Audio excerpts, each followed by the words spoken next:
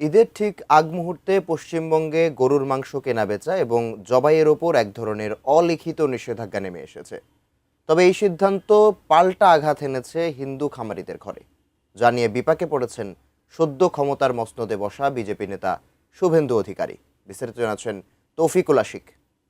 14 বছরের নিচে কোনো গরু কেউ বিক্রয় করতে পারবে না এবং কেউ কিনতেও পারবে না। গোমাতাকে পারা যাবে না, তাহলে বিহারে তো ফ্রি গরু দিতে পারতো মোদি। গরু মোদিকে দিয়ে দেবো, গরু নিলে কা মোদি।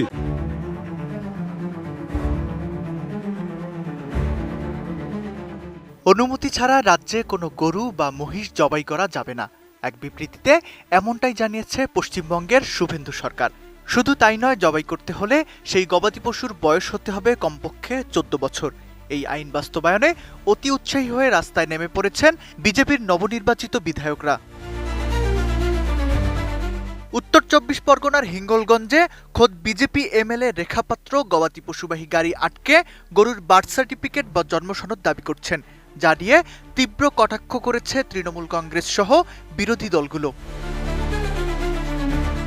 তবে এই আইনি কড়াকড়ির জবাবে এক নজিরবিহীন ও নীরব কৌশল বেছে নিয়েছেন পশ্চিমবঙ্গের মুসলিমরা। কলকাতার ঐতিহ্যবাহী নাখোদা মসজিদের ইমাম মাওলানা মোহাম্মদ শফিক কাশেমির আহ্বানে শুধু কোরবানি নয়, গরুর মাংস খাওয়া বন্ধ করে দিয়েছেন মুসলিমরা। আর ঈদের আগে এভাবে গরু কেনা সম্পূর্ণ বন্ধ করে দেয়ায় তৈরি হয়েছে এক বিপরীতমুখী সংকট। না গাছ কেন নাই, ভয় কিনছে না কেউ, মধু খেয়ে গরু কিনতে হবে, মোদি খেয়ে। নতুন বাংলাদেশ গড়তে এলো জুলফিকার স্টিল। জুলফিকার স্টিল পশ্চিমবঙ্গে শুধুমাত্র কোরবানির ঈদকে লক্ষ্য করে বিপুল অর্থ ও শ্রম বিনিয়োগ করে গরু মোটাতাজা করেন হিন্দু সম্প্রদায়ের হাজার হাজার খামারি ও ব্যবসায়ী। কিন্তু মুসলিম ক্রেতারা বাজার থেকে একযোগে মুখ ফিরিয়ে নেয় সেই বিপুল যত্নে বড় করা গরুগুলো এখন গোয়ালেই অবিকৃত পড়ে আছে।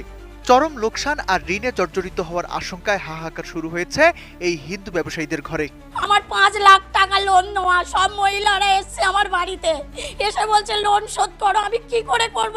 এই জটিল পরিস্থিতিতে 18 মে রাজ্য মন্ত্রিসভার এক গুরুত্বপূর্ণ বৈঠক শেষে পশ্চিমবঙ্গের নারী ও শিশু কল্যাণ মন্ত্রী অগ্নিমিত্র পাল সাংবাদিকদের জানান, পরিস্থিতি অত্যন্ত গুরুত্বের সাথে পর্যবেক্ষণ করছেন মুখ্যমন্ত্রী শুভেন্দু অধিকারী নিজেই। এই অর্থনৈতিক ধাক্কা ও খামারিদের ক্ষোভ সামাল দিতে রাজ্য সরকার খুব দ্রুতই একটি সুনির্দিষ্ট ও বিকল্প পরিকল্পনা গ্রহণ করবে, যা মুখ্যমন্ত্রী নিজেই বিস্তারিত ঘোষণা করবেন। এদিকে মুসলিম প্রধান জেলা মুর্শিদাবাদের প্রবীণ কংগ্রেস নেতা অধীর রঞ্জন চৌধুরী মুখ্যমন্ত্রীকে দেওয়া এক চিঠিতে সতর্ক করেছেন যে মুসলিম প্রধান অঞ্চলে এই বিভ্রান্তি ও গবাদি পশু জবাইয়ে নিষেধাজ্ঞা যেন কোনোভাবেই সাম্প্রদায়িক সম্প্রীতি নষ্ট না করে। তিনি ধর্মীয় রীতিনীতি শান্তিপূর্ণভাবে পালনের জন্য নির্দিষ্ট স্থান চিহ্নিত করার দাবি জানিয়েছেন। বিশ্লেষকরা বলছেন, গরুকে কেন্দ্র করে যে মেরুকরণের রাজনীতি শুরু হয়েছিল তার অর্থনৈতিক কুফল এখন ধর্মবর্ণ নির্বিশেষে প্রান্তিক মানুষের উপর আঘাত হানছে। কলকাতার রেস্তোরাঁগুলো থেকে গরুর মাংস উধাও হওয়া, মাংস ব্যবসার সাথে জড়িত লাখ লাখ মানুষের কাজ হারানো এবং খামারিদের এই বিশাল আর্থিক ক্ষতি পশ্চিমবঙ্গের অর্থনীতিকে কোথায় নিয়ে দাঁড় করাবে সেটাই এখন বড় প্রশ্ন। Taufiqul Ashik, ATN news.